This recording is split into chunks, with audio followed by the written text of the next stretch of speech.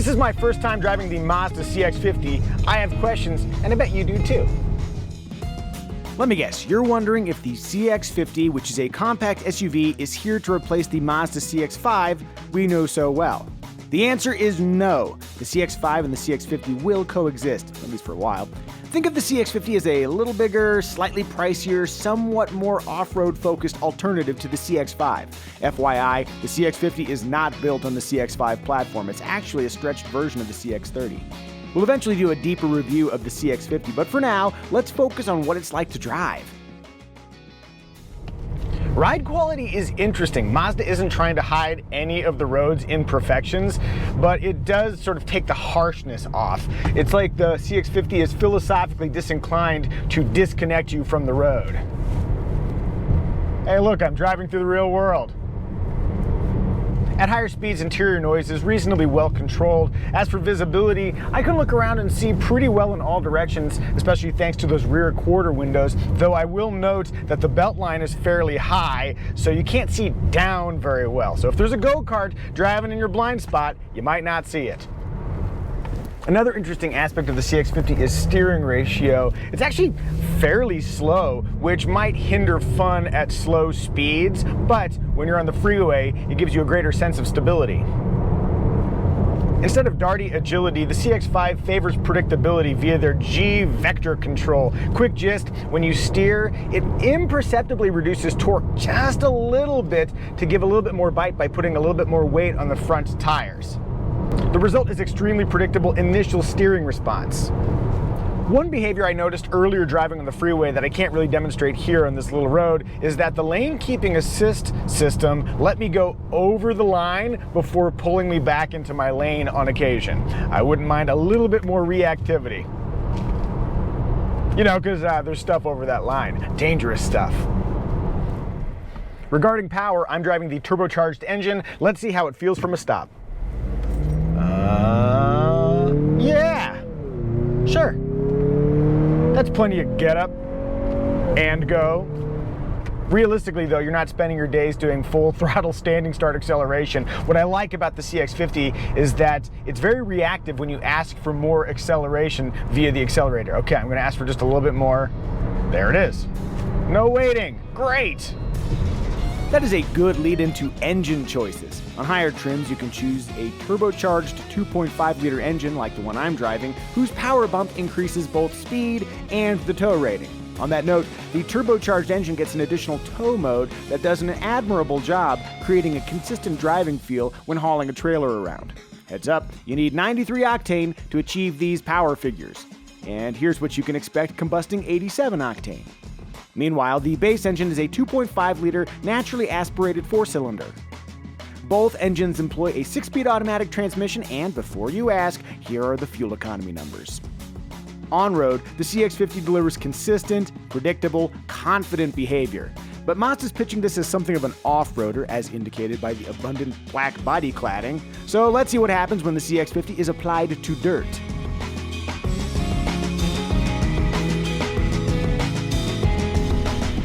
It's happening, you guys. I'm driving the CX-50 on dirt.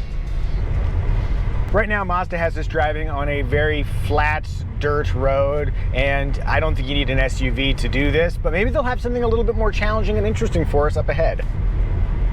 So right here, the goal is to test how the off-road mode works. The G-vectoring control is meant to help with turn-in and create a consistent driving feel, whether on tarmac or on dirt. Let's see what happens. Steady 30 miles per hour. Turning. Feels confident. Sure, that's great. I'm very tempted to plant it as we get to the open spots, but they said not to do that, so I'm not going to.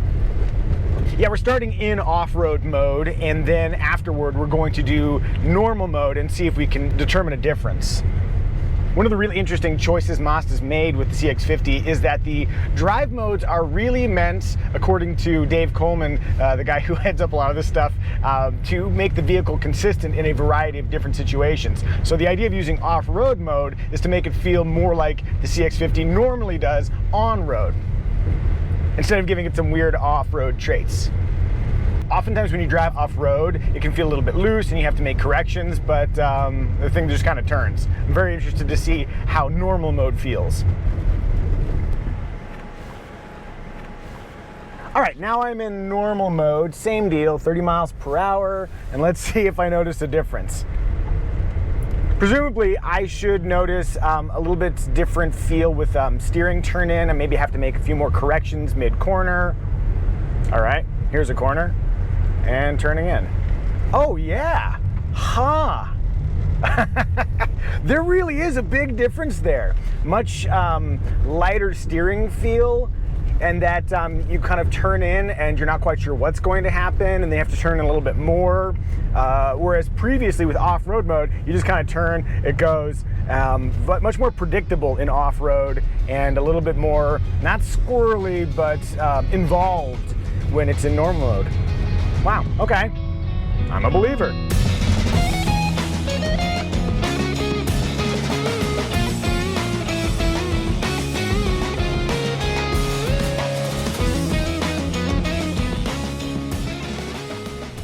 All right, so this little moment here, we've got a hill climb, and what I'm curious about is oh, we got a little articulation here too. Let's see if we can get the power to the ground.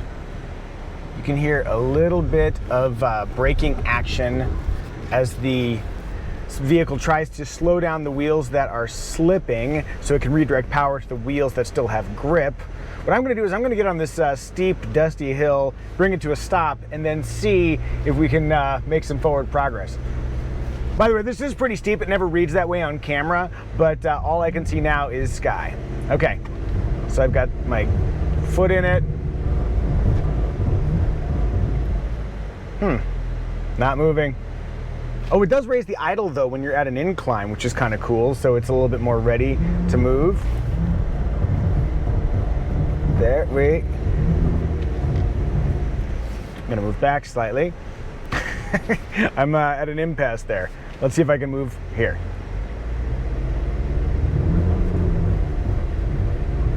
Steady. There we go. Okay, we're making it. We're making it. Yeah, so it took a little bit of patience, but we got up the hill. Okay, so we got a really steep hill now.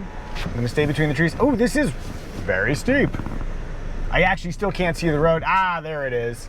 So what's interesting about the CX-50 is that it does not have hill descent control, and the logic is that Mazda thinks you should use your braking foot to experience what you're driving over. And honestly, every time I use hill descent control, I kind of get bored with it, and it doesn't really make a lot of sense because you want to vary your speed dependent on the terrain. So brake feels great. This is not scary at all. I feel quite comfortable using the brake to come down the hill. And I think that's the point of that little exercise. We're almost on two wheels. Let's see what happens as I ease into the accelerator. Sure, just fine. I think the overall essence here is definitely not hardcore off-roader. Of course, you didn't expect that. It's more like overlanding competence and feeling comfortable on loose surfaces. And for that, I think the CX-50 performs well.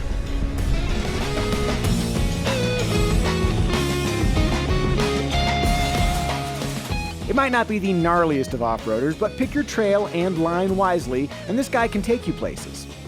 Okay, I know I said this video would focus mostly on how the CX-50 drives, but I will add a few more details. There are 31.5 cubic feet of cargo space, which is marginally bigger than the 30.9 cubic feet you'll find in the CX-5, but it is smaller than you'd find in, let's say, the Toyota RAV4. As for rear seat occupant space, this is what I look like in the back seats. The CX-50 carries my intense averageness with room to spare. Although, you know what? I would like to be able to recline these seats, and I cannot. Elsewhere, the interior is a stylish affair with simple, elegant lines and elevated material quality. Incidentally, I'm kind of amazed at how small the steering hub can be and still contain an airbag. One complaint, the shiny trim around the transmission selector reflects right into the driver's eyes at certain sun angles. As for standard features, choose the cheapest 2.5S trim and you'll still get blind spot monitoring, lane keep assist, automatic emergency braking, full speed dynamic cruise control, multiple drive modes, and standard all-wheel drive. In fact, Mazda has decided to make all-wheel drive standard on all of its SUVs. You'll also get an 8.8-inch screen with both wireless Apple CarPlay and wireless Android Auto smartphone connectivity. The trim I'm driving has the optional 10.25-inch screen, and it has a very clean interface. I like how close it is to where your eyes should be anyway. One complaint I've had of Mazda's infotainment systems is that they force you to use this little command knob, and that is the exact same thing here. You have to scroll through rather than touching it. However, they have made an accommodation. Even though Mazda's interface requires you to use the knob here, for Apple CarPlay, you can finally use touch because, you know, this is made to be touched. So I can just go right to my music. And I also have the option of using the command knob if I feel like doing a bunch of the scrolling action. Thank you for giving me the option, Mazda. Well done. Explore higher trims for fancy features like leather upholstery, a power liftgate, ventilated front seats, a 360-degree camera system, and, in a first for Mazda, a panoramic moonroof. Choose the top Turbo Premium Plus trim, and you're looking at an MSRP of $41,550.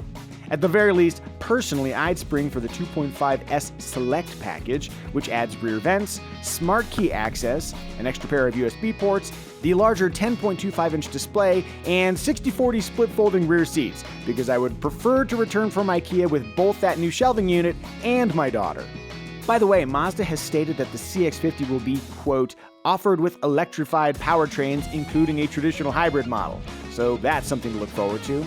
Also worthy of your anticipation is the CX-50 Meridian trim, which will put out slightly more rugged vibes starting later in 2022 via hood graphics, trim pieces, and all-terrain tires.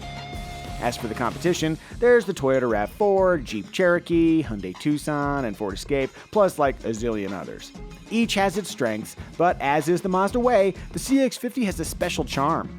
It offers value, alluring style, a composed on-road nature, and just enough off-road ability to encourage its owners to venture into nature.